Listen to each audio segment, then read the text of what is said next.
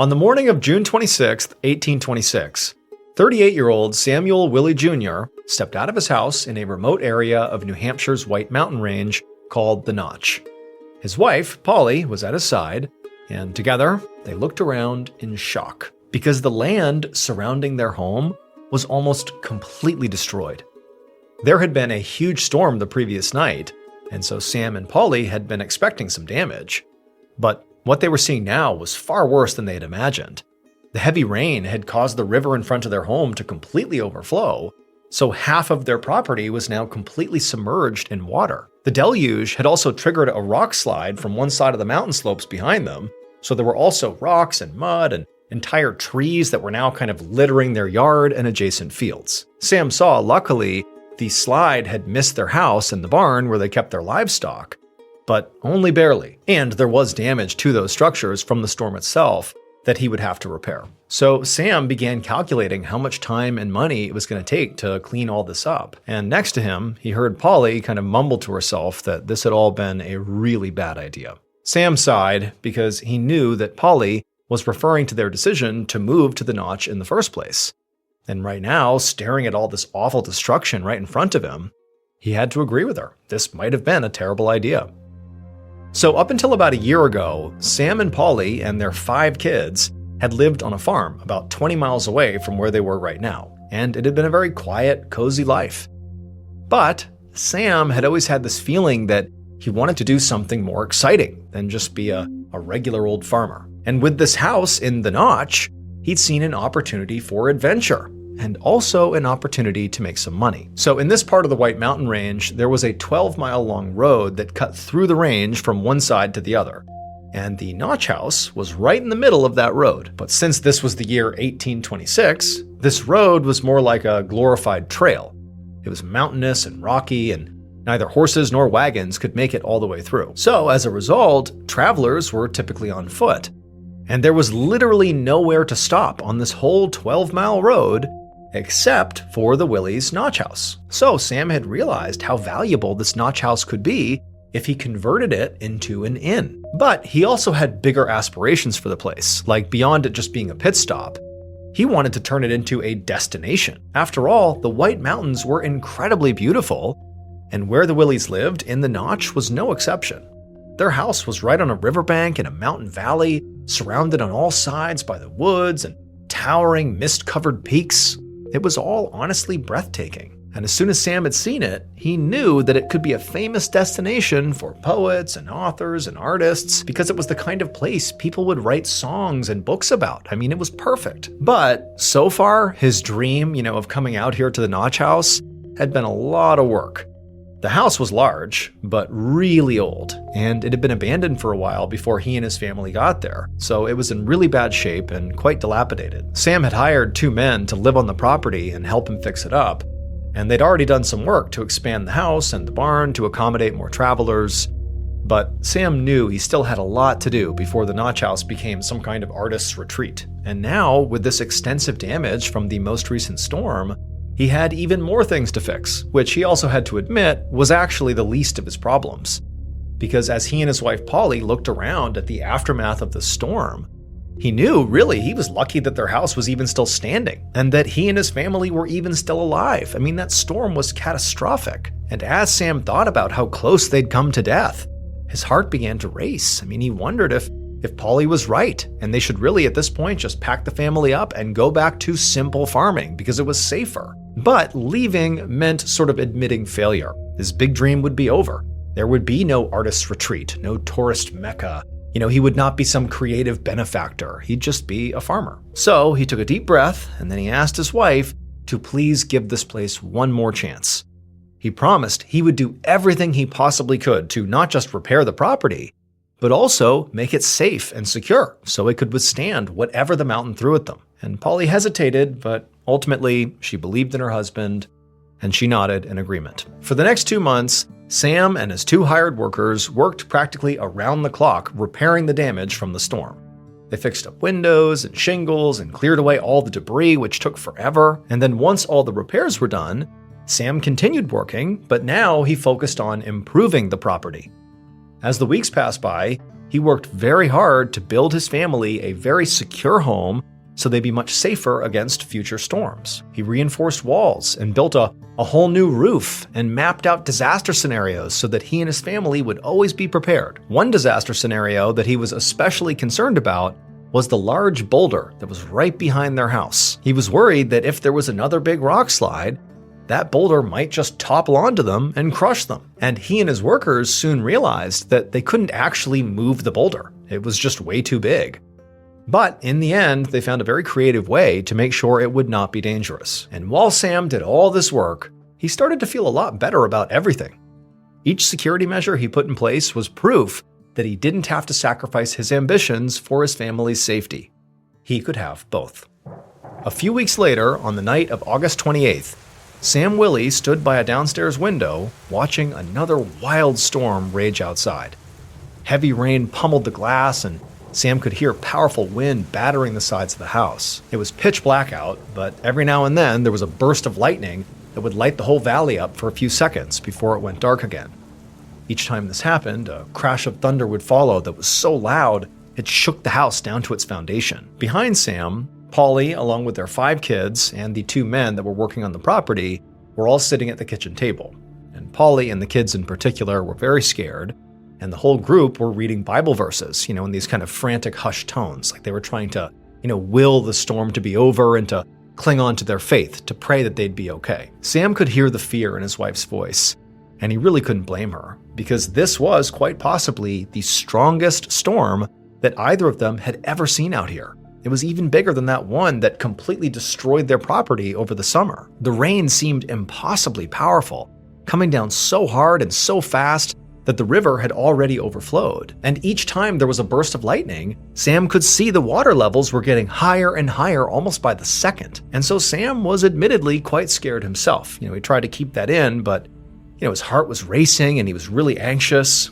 But he told himself that this was the moment he'd prepared for all summer long.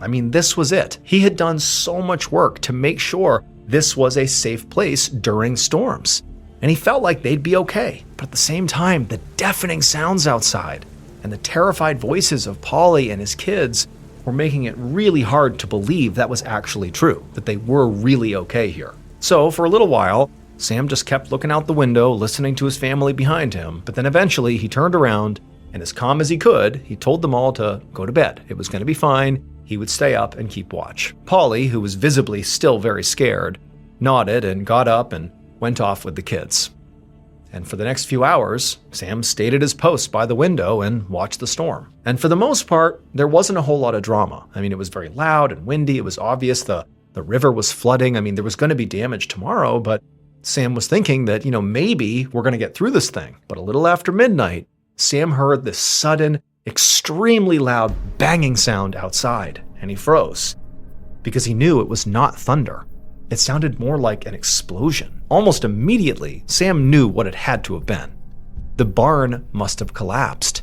And thinking that this storm had just taken out an entire building that he had reinforced for a storm, turned Sam's worry into outright panic. And so Sam screams for his wife and the workers and his kids to wake up, that it's not safe, get away from the windows, we have to find cover. And so for the next few seconds, the family and the workers, everyone's frantically scrambling around, trying to find a safe spot, but they don't know where it is. But as they're sort of navigating, trying to find the right place to go to weather the storm, Sam heard an even louder bang, and then there were screams all around him, and then he felt himself go airborne as a heavy object slammed into his back.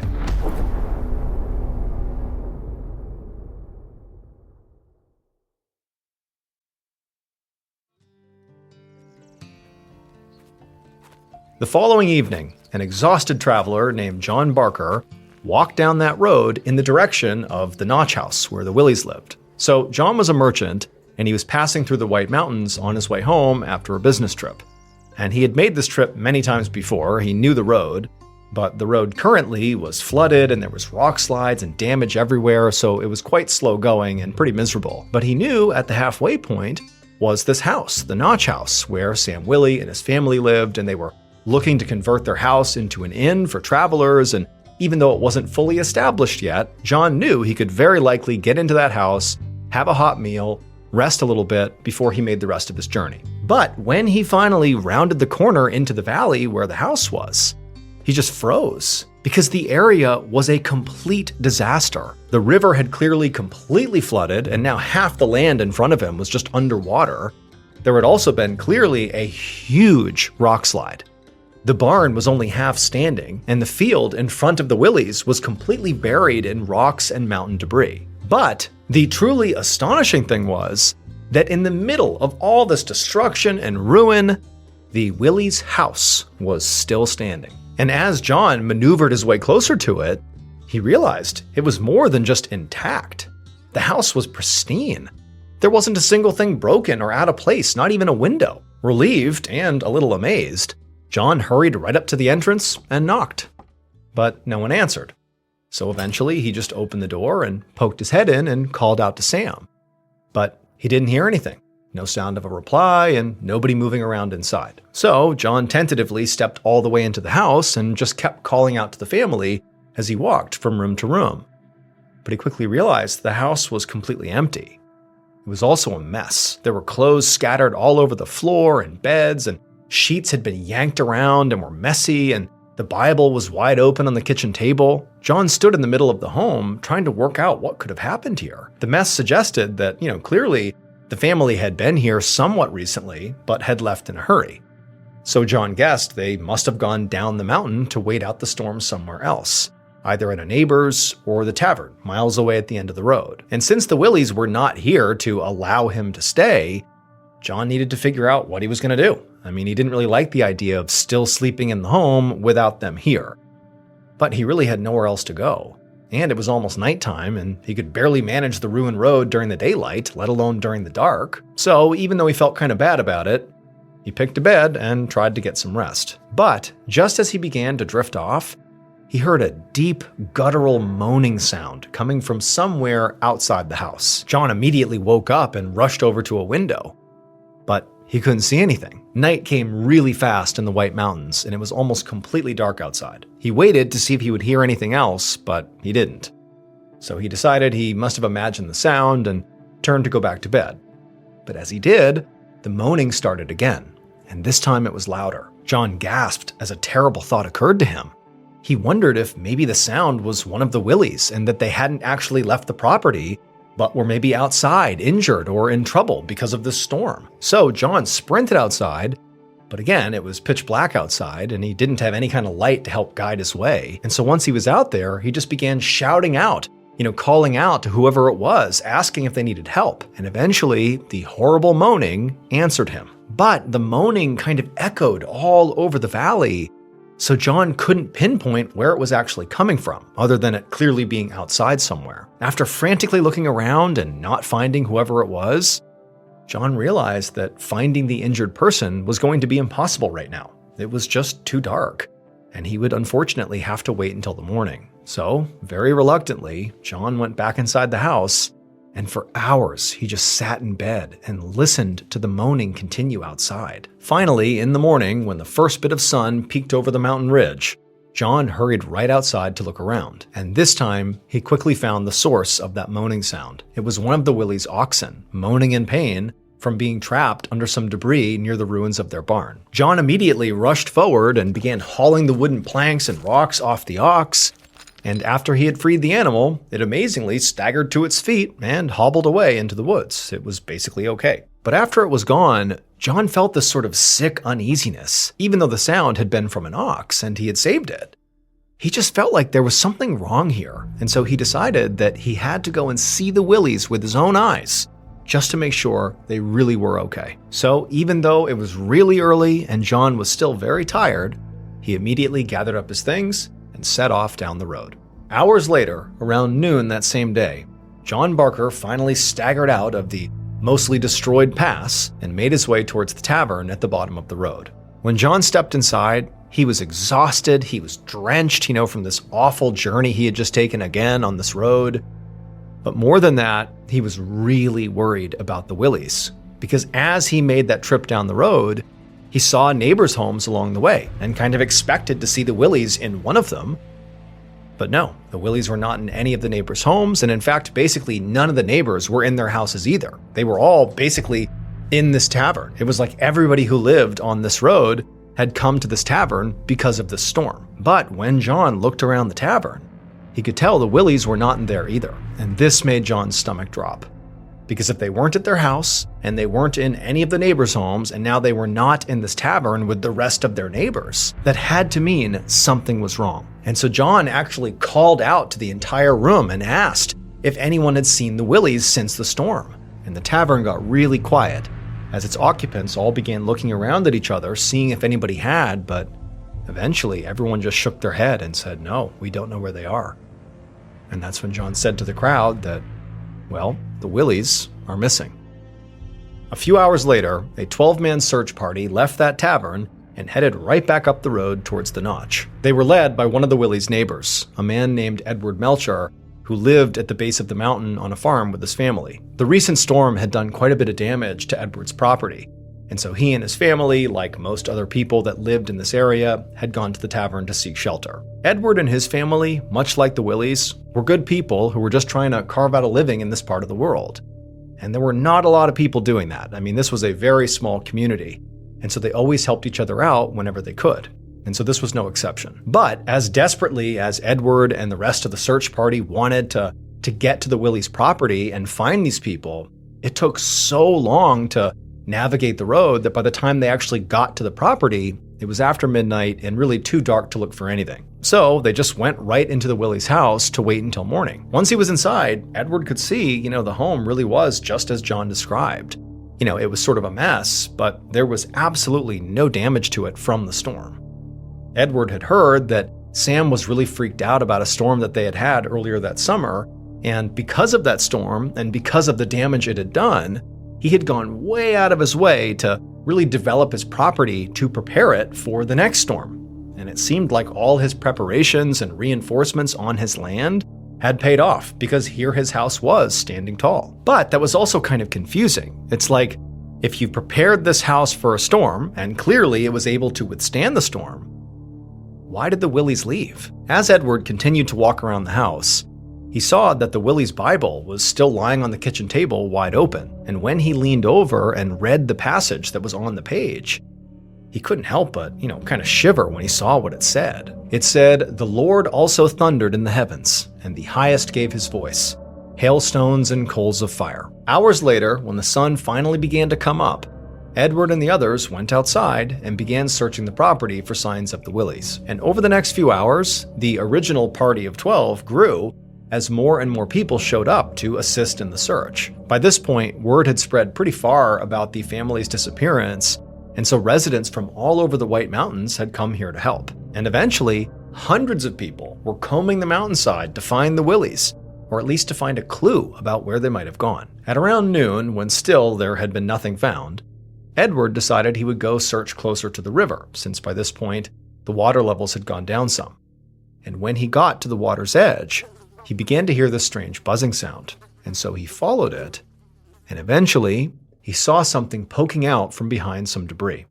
And when he saw what it was, Edward began to scream for help. So the thing that Sam Willie was most afraid of happening in a large storm was a rock slide, especially with that huge boulder positioned right behind his house. But when Sam realized it was going to be impossible to move said boulder, or otherwise shield his family from falling mountain rocks, he came up with a pretty creative solution. He built a whole second shelter that he and his family could run to if there was a bad storm. And when that second storm hit, the one that had caused all this damage and had led to the Willies' disappearance, well, during that storm, Sam's screaming for his family to, take cover, get away from the windows. He's heard this crashing sound outside that he is convinced is the sound of his barn collapsing, and, his house is next. He's yelling for them to take cover. Well, the family listened to him, and together, they did seek cover.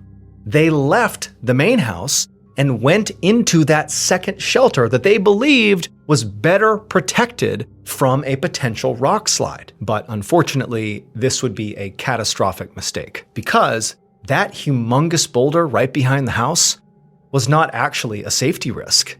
In many ways, it was like a protective barrier. when there was an actual rock slide during this horrible storm, well, the rubble actually piled up on the backside of that boulder and did not strike the house at all. And so in essence, this boulder basically made the Willies' original home the single safest place to be on the whole property. But unfortunately, Sam and his family did not stay there long enough to realize that. They ran out of the main house as a big group, and as soon as they were outside, they were overtaken by the rock slide and killed. Eventually, the residents of the White Mountains would find the family. The buzzing that Edward heard was actually a group of flies gathered around a single human hand reached out from underneath the rubble. Ultimately, because of this tragedy, the area became a famous tourist destination, just like the Willies had hoped it would. People from all over the country heard about the family and what happened, and before long, artists and authors were coming to the White Mountains in droves to see the site of the tragedy, and some even wrote books about it. And so, in a sort of cruel twist of fate, Sam's dream did come true, just not in the way he hoped.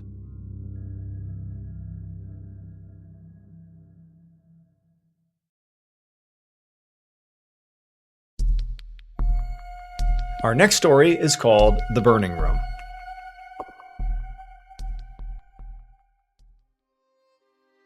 On one of the last nights in December of 1678, Marie Bosse sat at a large table at a friend's dinner party in the city of Paris, France. The table was crowded with other party guests, and they were all listening to Marie as she told story after story about her life and her career. So Marie was a fortune teller, which meant, at least according to her, that she could read people's futures, usually by reading their palms or using crystals. And Marie was actually quite good at doing this, in the sense that whenever she told someone what their future was going to be, she typically was right, which was why, out of the 400-something fortune tellers in Paris at the time, she had some of the best and most important clients in the whole city. People like royalty and wives of very high-up government members and other very wealthy people of high society. And it was a big deal for Marie to even be in the same room as some of these kinds of people, because she did not come from money. Actually, there was a time where she almost had to live out on the streets, because years ago, when her husband died, she was left alone with her 3 kids and really no way to provide for them. But she'd worked very hard and actually ended up thriving. Her kids had grown up, and she turned her fortune-telling talents into a real business. She'd been so successful that she really was maybe about 3 clients away from being able to retire. And Marie was not one to just sit back and let those clients magically find her. She was a self-made woman and knew it was very important to go out and find those clients herself. And so that's why she was at this party now.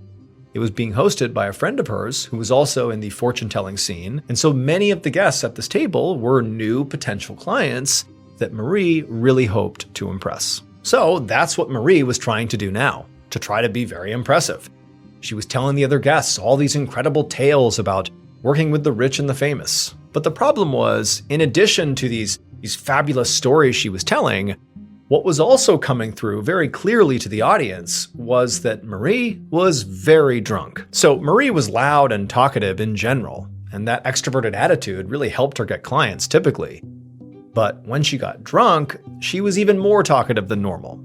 And sometimes it also made her a bit inappropriate. Right now, though, she felt like she was on a roll, because her stories were drawing gasps and laughs, and the guests were pushing her to tell them more and more. But there was at least one person in the crowd that seemed bothered by what Marie was saying: the hostess of the party. The hostess kept silently glaring at Marie from the other end of the table. It was like she was silently trying to tell her to shut up. But Marie figured she knew why she was acting that way. I mean, the hostess was also a fortune teller, and so she must just be jealous. Marie's getting all this attention and potential new clients, and this wasn't even her party. Like, she just got to be jealous. So Marie ignored the glares and just kept on talking until dinner was over. And then after that, the party ended, and Marie staggered off to bed. When Marie woke up the next day, her head was absolutely pounding, and her stomach was in knots. I mean, she was severely hungover from drinking the night before. She didn't remember a whole lot about what had happened the night before, but she did remember telling a lot of stories. And she remembered that while she was telling these stories, the hostess was angrily glaring at her the whole time. And now that she was sober, a terrible thought popped into her head. She wondered if she'd said or done something that was embarrassing. What if the table wasn't laughing with her? What if they were laughing at her? And what if, the hostess glaring at her was some sort of signal to stop because she was hurting herself? And so this thought that, somehow she had done real damage to her reputation, her career, from being too drunk, continued to weigh on her throughout the entire day and into the following evening, until that night when she was in her kitchen making some dinner with her adult daughter, and there was a knock at her door. Marie hurried to open it up, and when she did, she found a young woman standing on her front steps. The woman seemed incredibly nervous and kept fidgeting and smoothing her hair, and she told Marie that she had gotten her name from someone Marie had met at that dinner party and was hoping that Marie could help her. And when she heard this, Marie smiled and exhaled out all the tension she'd been holding up over the last day. This was a huge relief to Marie. It was proof that the dinner party had not been a total embarrassment, despite the hostess glaring at her the whole time. That clearly, here she is getting a new client. She must have impressed at least this woman, and maybe there were more, like it had been a success. So very excitedly, she invited the young woman inside and led her to the area of her home where Marie conducted her business and read people's fortunes. This room had lots of strange objects placed all around it, like jars and crystals and bottles of potions and decks of cards to make the area feel mystical and authentic. The two of them eventually sat down at Marie's small table in the middle of this room, and once they were sitting, the woman told Marie that she did want her fortune told because she had a terribly abusive husband, and she wanted to know how much longer she would have to put up with his cruelty. This didn't surprise Marie. She'd seen a lot of nervous, frail women like this one who were completely trapped in their marriages. In France at this time, divorce wasn't even legal, which meant you were stuck with your partner even if they were abusive. And so a lot of these women that were in this position turned to Marie, desperate to be told what the rest of their lives looked like, and if their lives would continue to be terrible and hard because of their partner. Marie knew that really what these women were looking for was control. They hoped that if they just knew what their future looked like, even if it was bad, they could somehow do something to change it. And so Marie, she reached out and she grabbed this woman's hand and she turned it around and she began to study her palm. Marie was trying to get a sense of what the future held for this woman by reading her palm. And pretty soon, Marie got this feeling in her gut. She felt sure that this woman actually was going to be okay. And Marie told the woman that her husband's abuse would end soon. Then she gave her some tips on what to do in the meantime. The woman was visibly relieved and thanked Marie profusely, and then when she was gone, Marie smiled. Not just because she had helped this woman, but also because, after this job, Marie would only need 2 more clients before she had enough money to retire. A few days later, on January 4th, Marie woke up to somebody banging on her door. She figured it must be a very desperate client, so she rolled out of bed and started walking to go answer it. But before she could get there, the door flew open and the Parisian police poured inside. Marie staggered back and just stared at them in complete shock. She had no idea what they were doing there, but they immediately just grabbed her and said she was under arrest. Marie screamed in protest and said there had to be some mistake here. She hadn't done anything wrong. And when they didn't listen to her, she got furious and demanded to be released. She told them that she was Marie Boss, and she had friends in high places like Parliament and noble circles. They could vouch for her and say that she was an honest person who just worked hard and was good for her clients and good for the city. But as she was ranting and raving, one of the officers stepped in front of her, and without reacting to what she was saying, they just showed her an object that Marie instantly recognized as having come from her fortune-telling room. And at this, her heart sank and she stopped struggling, because Marie knew that she was now in very, very big trouble. And if she was in trouble, then so were many, many other people in Paris. After Marie was arrested, she was brought to a prison in Paris called the Bastille, where she was interrogated by torture. And since Marie was already a talker, she quickly told the police everything they wanted to know. And after Marie did that, all hell broke loose. Hordes of police officers fanned out through the whole city, charging into homes and businesses all around Paris, arresting civilians, business owners, and housewives. Then they flooded the hall of the city's government and demanded high-ranking officials in parliament surrender their wives to authorities, throwing the Parisian government into absolute chaos. And even after all of that, the authorities still weren't finished.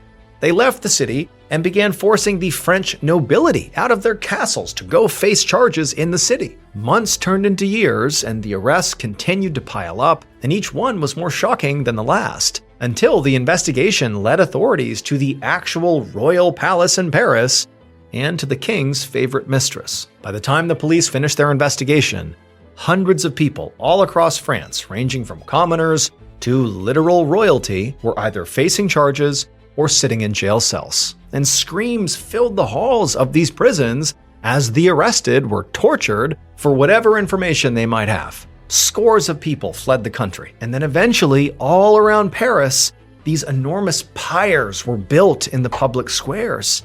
And one by one, dozens and dozens of people were led out to these pyres, strapped to the poles in the middle of them, and then burned to death in front of thousands of Parisian spectators. And it was all because of Marie. So Marie Bosse was not just a fortune teller. She made her real money by making and selling poison. And it would turn out that she was not the only one. In fact, at the time, you could say Paris basically ran on poison. Since the late 1660s, according to one estimate, around half of the people who lived in that city, from housewives to literal royalty, had poisoned someone or been poisoned by someone. It had become absurdly common for people, especially rich people, to buy poison from Marie and the network of 400 or so other poisoners around the city and use it to quietly commit murder so that the victims' deaths looked natural. But poison was not just used to kill people. It was sort of used like a solution for many kinds of problems, like people who wanted their romantic interests to be easier to seduce, well, they'd buy poison and poison them. Or people that had abusive or unappealing partners, they would use poison to make them sick and bedridden, because remember, they can't get divorced. So if you're stuck with somebody and you don't like them, well, just poison them. It was also alleged that King Louis XIV himself was poisoned in non-fatal doses by his mistress, who wanted to make him easier to manipulate. Poison was even used for entertainment. One duo of poisoners baked deadly substances into cakes and handed them out to unsuspecting patients at a local hospital just to see what would happen. The poison affair, as it came to be called, was without a doubt at the time Paris's biggest and best kept secret, until Marie went to that dinner party, got really drunk, and let it slip. That night, Marie told stories of poisoning people, and people thought they were so funny because they didn't believe they were true.